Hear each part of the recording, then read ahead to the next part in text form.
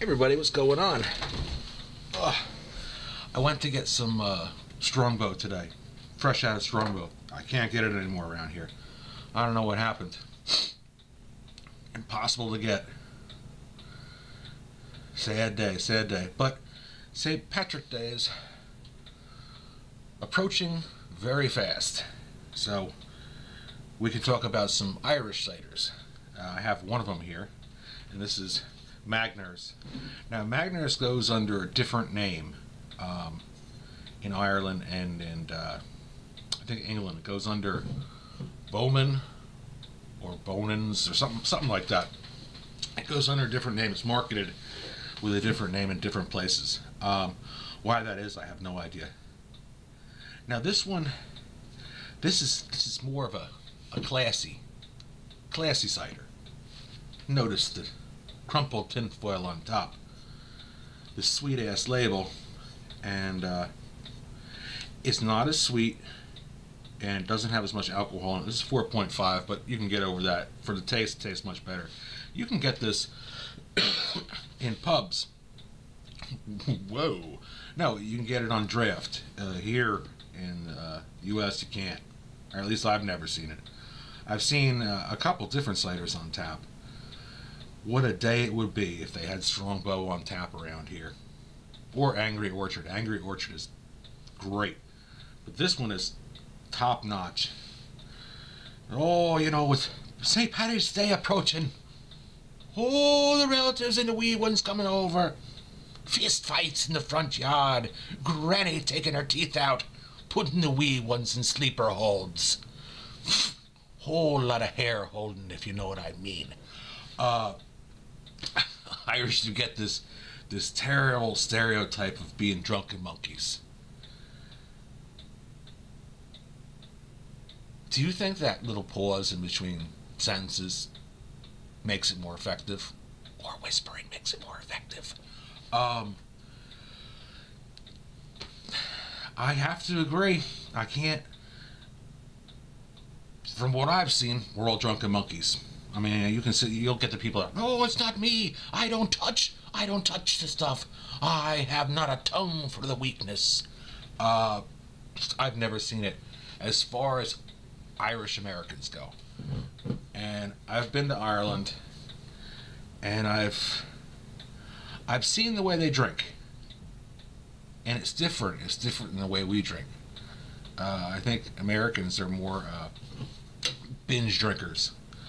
And in their case, it seems like, I mean, they'll have a pint with lunch, maybe two, and maybe a pint or two when they get off work. But it's not, I didn't see any examples of binge drinking like we do here. So let's get to the binge drinking.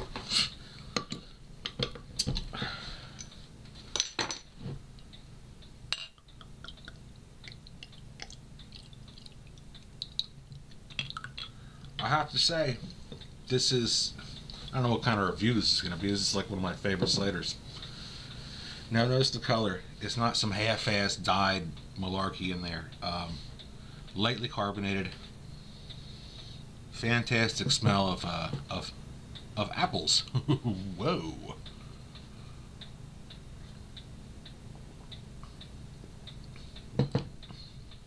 That is fantastic. It's not like woodchuck. Oh, I hate bashing stuff from Vermont. Oh, I love Vermont. I'd love to be there right now. I think my skiing days are over. I'm too old and brittle, I think. When I first started skiing, oh, I was barreling down the slopes. No, nothing like that. I sucked, man. But I did what I did. It sounds like Popeye. I did what I used to do. I did what I always do. And I've tried to change this as I've grown more mature, I tell you. I tried to change my ways. I tried changing my ways where I would try something once, and then I would absolutely go out and buy the most expensive equipment to practice this new hobby or sport, and find that I never ever go again. So I went skiing once. I bought a pair of cheap rental skis, and I put them on my feet, and I flew down the mountain. Well, as far as a mountain. This is Pennsylvania. They're not. They're more like icy lumps instead of mountains. The first place I went to was, it's been so long ago. Sugar Bush? No, I don't think it was Sugar Bush. Oh, it's a Sugar Bush. Oh, it's such a fine lass, Sugar Bush. No. Oh, I wonder why they call her Sugar. Oh, she's fine, I tell you. Actually, I don't even remember any of the names of the places. Well, whatever. Doesn't matter. I don't go skiing anymore. I flew down the mountain with the greatest of ease, and it was like freak luck. And this is like after taking like a 15-minute course on how to ski with a bunch of little toddlers, little devils barreling down the mountain, smashing into me and throwing stuff at me. So I went out and I spent $800 on skis, $300 on boots, another $200 on gloves, like $600 on a jacket. I spent new poles, everything. And from that point on, I never went skiing again.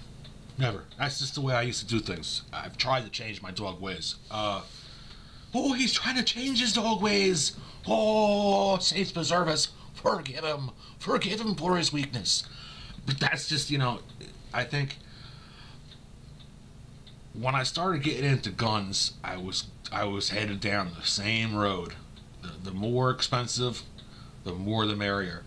I had a big pack of expensive guns that I just ended up selling for the sake of just not shooting them.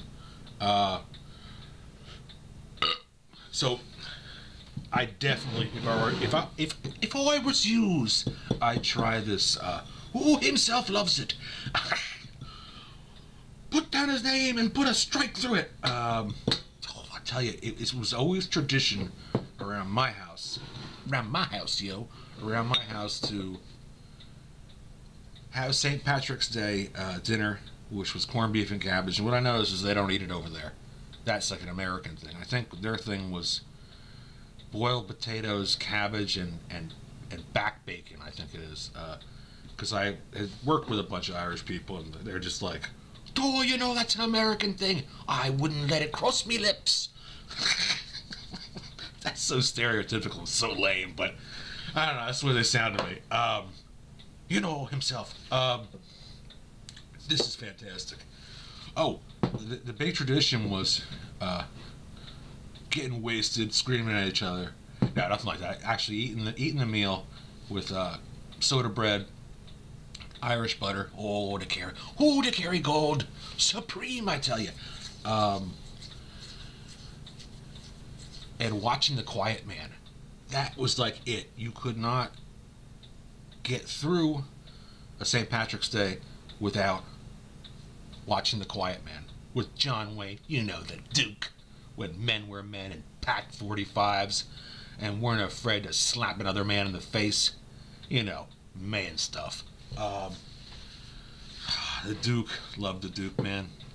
Just loved that walk. He had that walk like, yeah. Like he's been just riding in a saddle all day. Alright, so I don't know where I was going with that, but the cider is fantastic. Alcohol content is a little bit lighter, but it's more stomachable. It's not that sweet. It's not really that sweet at all. It's not too sweet, and it's not too dry. But it is a fantastic cider, and you can drink quite a few of these. So, let's get on with the binge drinking.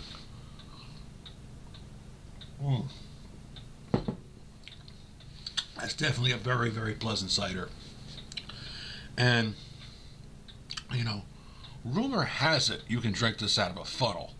If you're into that kind of stuff. But I'm way too mature now for that kind of stuff. And,